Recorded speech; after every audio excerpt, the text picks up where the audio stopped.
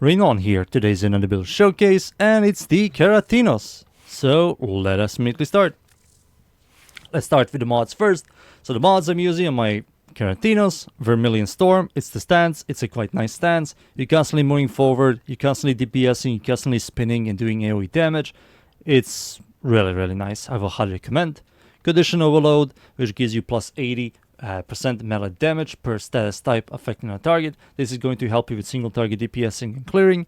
Blood Rush gives you 40 critical chance per combo multiplier. Weeping Wound gives you 40 status chance per combo multiplier. At max, 440% crit chance and status chance. It's quite nice. Berserker's Fury on melee kill, you get plus 35 attack speed for 10 seconds, attacks up 2 times. So at max, that's 70%. It's quite nice. It's going to fix this weapon's below average attack speed, and I will highly recommend. Prime Reach plus 3 range, which is a must-have. Shocking Touch for a bunch of electricity, and electricity is going to be our main source of DPSing. Galvanized Steel gives you critical chance. Galvanized Elementalist gives you status damage. This is a multiplicative. We're going to proc electricity and slash constantly, so this is going to help us even more. One gives you, after 4 kills, 120% critical damage, and the other one gives you 120% status chance. So these are the mods. For the Arcane, Melee Influence. So you proc electricity, there's a 20% chance for you to spread electricity or that status effect in a 20 meter radius for 18 seconds.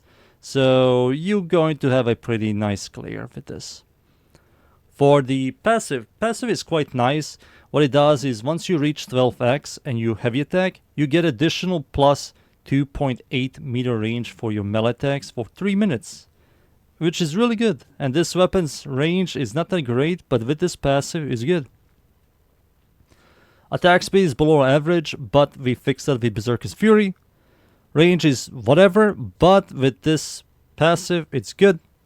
Combo duration is 20 seconds thanks to primary and secondary dexterity, which each of them give you 7.5, so that's 15. With the base, that's 5, so that's 20 seconds, and that's going to help you to sustain your combo multiplier. Follow through is 80%, really good. Raven Disposition is solid. Critical chance is, I think it's horrible, but with this and Blood Rush, you're going to crit. Crit multi is 3.3. I think it's less. I think it's 2.1. I think it's because of my cat. Give me a second. Let's see. Yeah, my cat gave me additional 1.2. So it's 2.1, which is slightly above average, which is fine. Status chance is good, and the total damage for this weapon is good. This weapon does come with viral, which is amazing, so you don't have to build viral or use nourish. So it comes with viral, you put electricity, it has slash, puncture, and impact. It's pretty good, I'll say. So these are the stats, the passive, the mods, the Arcane. One last thing is I will highly recommend you use a primary and secondary, and you equip a primary Dexterity, which gives you plus 7.5 combo duration. You use a secondary that also gives you a 7.5 combo duration. With the base melee attack or melee combo duration, which is 5 seconds. With those two, it's 20 seconds. That's why you see 20 seconds here. And you're going to have a much comfy time with your melee weapon. And that's pretty much it. I will just equip my cat. My cat is called something like this. There we go. And let's start with the mission. So, be right back. I'm finally in the mission against the corrupted enemies. This is Steel Path, Ani, Survival at the Void. I'm going to show you the weapon here. I have the primary secondary dexterity on for 20 seconds longer duration for my combo duration. And my cat is here just to pick up stuff. If it primes something, it's just going to help me with clearing, but most of the time I'm just going to kill enemies before my cat does anything. As you can see, I'm constantly proccing electricity in a large radius, spreading that viral, spreading that electricity, spreading that slash.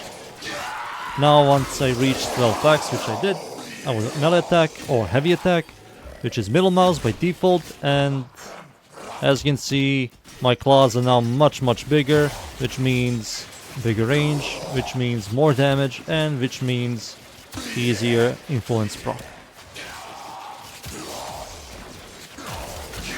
So now, just spin around. You can see the stance is quite nice. You're constantly spinning and doing this interesting moves. You can also hold right click, and you do these quicker spins, and you jump forward, and it hits so fast. But yeah, both the regular holding E and right click holding E, both of them are like really good. 12x, easy. A bunch of stats now. This Keratinos unit, slash proc, electricity procs, just disappears from all the status procs. And of course there is condition overload, which is just going to help you with clear. Yep, they don't stand a chance. I'm not even using any buffs or armor strip. This is just the weapon itself doing all the work. I'm going to use my second ability just to make myself tankier.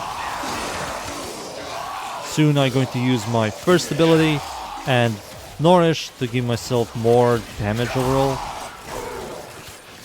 But yeah, even without that, I'm still like massacring these guys effortlessly. Up. They love flying around.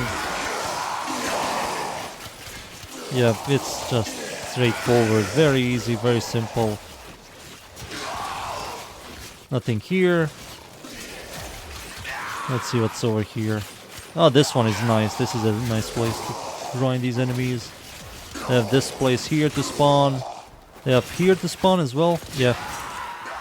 And over here they can also spawn. Now I'm going to use some buffs to show you with buffs. Hold my first ability for heat damage and Nourish for viral damage. And I'm not only going to spread my electricity procs and slash procs, I'm also going to spread my heat procs in a large radius, and it's killing them much quicker. Influence on this weapon is pretty good. There's some weapons that are not that great with influence, but this weapon is good with influence. Now I'm just going to wait for the Acolyte to spawn. And let's see what happens to the Acolyte. Nope, there he is.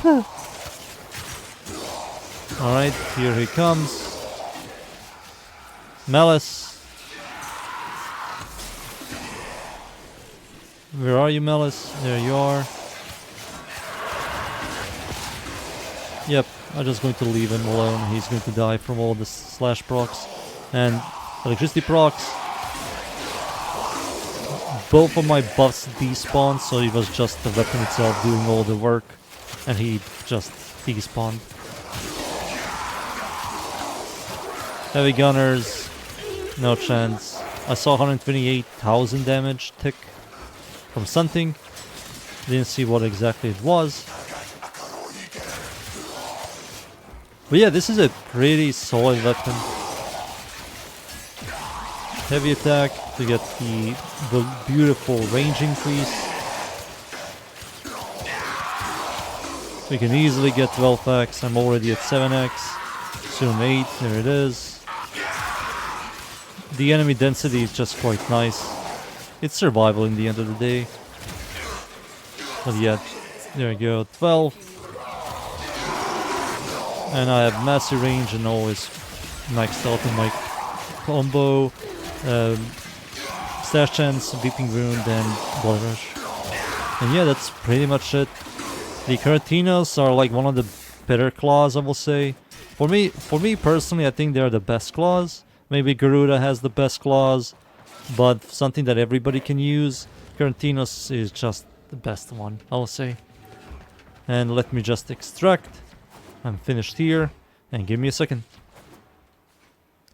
That's it. Those are the claws. Those are the Keratinos. I like them. I like the passive a lot, and I like how they change when you do the 12x heavy attack. The claws like grew those fangs bigger, and yeah, it's kind of unique. Not a lot of weapons have this system where they change. Maybe we can count Incarnons, but like non-Incarnons, there's not a lot of change. They're solid. As you can see, it destroyed the steel path. Survival, clear was good, single target was good. You saw against the Acolyte. They're usable. I like them. I will highly recommend. The build. And yeah, those are the Keratinos. I hope you enjoyed the build.